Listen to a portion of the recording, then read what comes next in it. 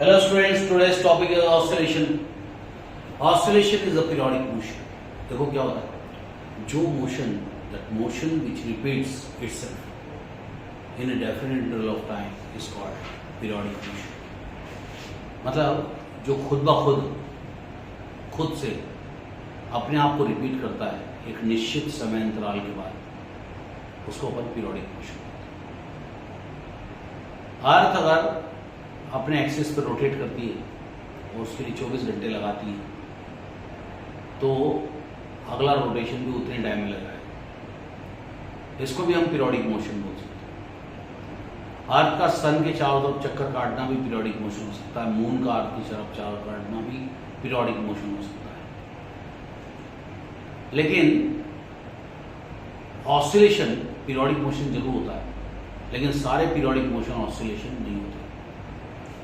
तो to and fro motion about the mean position is called oscillation. जैसे ये point है, इस पॉइंट के अबाउट ऐसे करेंगे to and fro motion, that is called oscillation. तो हम लोग ये मान लेंगे कि एक सर्कुलर पाथ ले लिया हम लोगों ने और ऐसे दो वर्टिकल लाइन खींच दी, ये हो गया इसका सेंटर। जब पार्टिकल यहां से स्टार्ट करेगा तो स्मॉल टी की वैल्यू क्या होगी, 0। स्मॉल टी मतलब होता है टाइम की शुरुआत होना। मान लो अगर आपका कोई भी ऑब्जेक्ट है या कोई भी वाइब्रेशन है, वो यहाँ से स्टार्ट होता है, ऊपर जाता है, नीचे आता है, फिर नीचे जाता है, फिर ऊपर जाता है। इतने के लिए अगर वो 2 सेकंड लगाता है तो यहाँ तक 0.5, 0.5, 0.5, 0.5, तो कैपिटल टी की वैल्यू क्या हो जाती है, 2 सेकंड। लेकिन अगर स्मॉल टी पूछा जाए तो स्मॉल टी की वैल्यू हर बार में चेंज हो रही है। तो 0 से लेकर 0.1, 0.2, 0.3, 0.4, 0.5, 0.6, 0.7, 0.8, 0.9 ऐसे करते करते वो 2 तक जाता है, समझिए। तो स्मॉल टी की वैल्यू चेंज होती है लेकिन कैपिटल टी की वैल्यू चेंज नहीं होती। लेकिन अगर ये पॉइंट ओरिजिन है इसका, तो ये ओरिजिन है।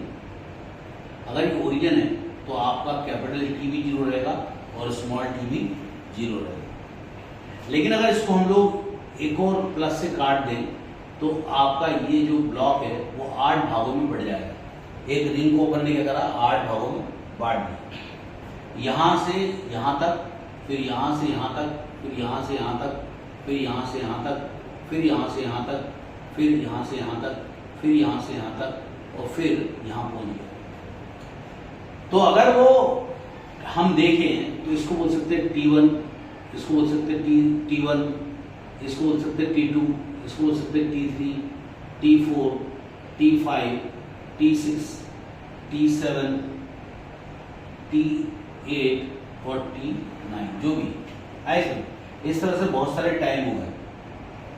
लेकिन अगर आप देखोगे तो अगर ये पूरा घूमने में टाइम लगा रहा है वो कैपिटल टी है। पूरा घूमने में जो टाइम लगा रहा है वो कैपिटल टी है। तो जब यहां से यहां तक जाएगा तो कितना हिस्सा चला, उसमें 8वां भाग चला। तो टी का 8वां भाग यानी कि 1/8 ऑफ द टी, इसको अगर मल्टीप्लाई करेंगे 1/8 से तो उसका आंसर आएगा T/8। तो यहां से यहां तक चलते हैं तो 1T/8 आता है। और अगर यहां से यहां चलेंगे तो क्या हो जाएगा, 2T/8। फिर यहां से यहां तक चलेंगे तो 3T/8। फिर यहां से यहां तक चलेंगे 4T/8। फिर यहां से यहां तक चलेंगे 5T/8। फिर यहां से यहां तक चलेंगे 6T/8। फिर यहां से यहां तक चलेंगे 7T/8, है ना। और वापस क्या आ गया, 8T/8, कैंसिल कर दिया, टी आ गया आंसर।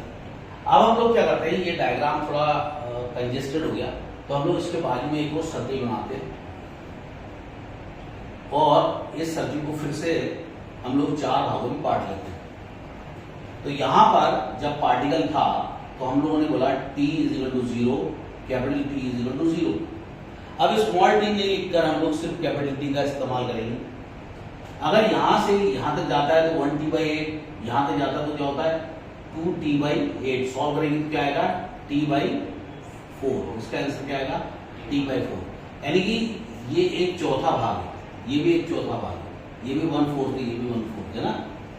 तो 1/4 + 1/4 हाफ हो जाता है। तो यहां पर जब पहुंचेगा तो हो जाएगा T/2 और यहां तक पहुंचेगा, देखो 1t/4, 2t/4, 3t/4, ये हो जाएगा 3t/4 और ये हो जाएगा t। तो जब वो पूरा कंप्लीट एंगल घूम लेगा, 360 घूम लेगा, तो वो t बना लेगा। तो ये चीज आपको ऑसिलेशन में ध्यान रखनी पड़ेगी। तो यहां से जब पार्टिकल घूम के वापस यहां आ जाता है तो इसके स्मॉल t हर पॉइंट पे चेंज होता है। लेकिन ये बोल सकते हैं कि कैपिटल T का चौथा भाग, हाफ भाग, ऐसा बोल सकते हैं। मान लो ये इसका ओरिजिन है और ये इसका फेजर है।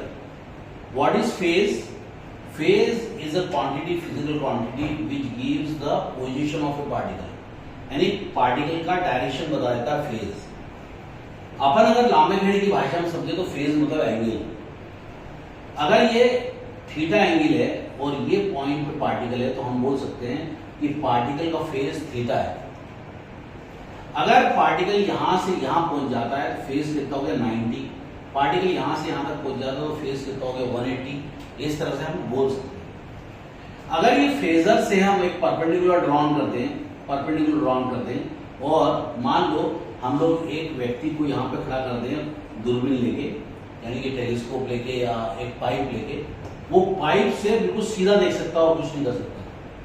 तो जब पार्टिकल यहाँ पे रहेगा तभी इस पाइप से दिखेगा।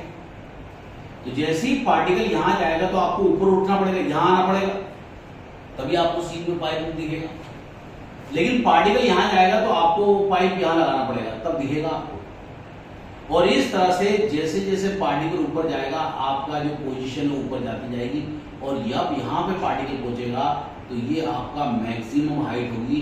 इसको बोलेंगे maximum displacement of particle, maximum displacement of particle, इसको बोलते हैं मैक्सिमम डिस्प्लेसमेंट ऑफ पार्टिकल। और मैक्सिमम डिस्प्लेसमेंट का ही नाम पड़ा एम्पलीट्यूड ए, उसको बोलेंगे एम्पलीट्यूड ए। और जब ये पार्टिकल घूम के इधर आएगा तो फिर नीचे आएगा, घूम के इधर आएगा, फिर नीचे आएगा, फिर घूम के इधर आएगा, फिर नीचे आएगा। यानी कि जब पार्टिकल यहां पहुंचेगा तो आपका जो फेजर है वो ऊपर तक जाके वापस नहीं जाएगा। इसको बोलते हैं प्रोजेक्शन। क्या बोलते हैं? प्रोजेक्शन। तो जब पार्टिकल यहां था, यहां था, यहां था, यहां था, तो आपका जो प्रोजेक्शन है वो ऊपर जाके नीचे आया। तो आपने क्या देखा कि आपका जो पार्टिकल है वो कहां से चालू हुआ? जीरो से, फिर गया मैक्सिमम, फिर गया जीरो। लेकिन जब पार्टिकल यहां आएगा तो इसका परपेंडिकुलर यहां ड्रॉन करेंगे, इसका परपेंडिकुलर यहां ड्रॉन करेंगे, इसका परपेंडिकुलर यहां ड्रॉन करेंगे और यहां पहुंच जाएगा। तो पार्टिकल पहले ऊपर जाएगा, फिर नीचे आएगा, फिर नीचे जाएगा, फिर ऊपर आएगा। यानी कि जब यहां पहुंचेगा, यहां पहुंचेगा, यहां पहुंचेगा, यहां पहुंचेगा, तो आप परपेंडिकुलर ड्रॉन करके देखो, आपको ऊपर बढ़ते हुए दिखेगा वो, है ना। तो पहले क्या हुआ कि फेजर जैसे जैसे जा रहा है वैसे वैसे आपका फुट जो है ऊपर बढ़ते जा रहा है, फिर वापस आता है, फिर नीचे अपोजिट डायरेक्शन में जाता है, वापस आता है। जितना डिस्प्लेसमेंट ऊपर होता है उतना डिस्प्लेसमेंट नीचे होता है। And maximum displacement of particle from mean position is called amplitude. तो आप इसको आप y बोल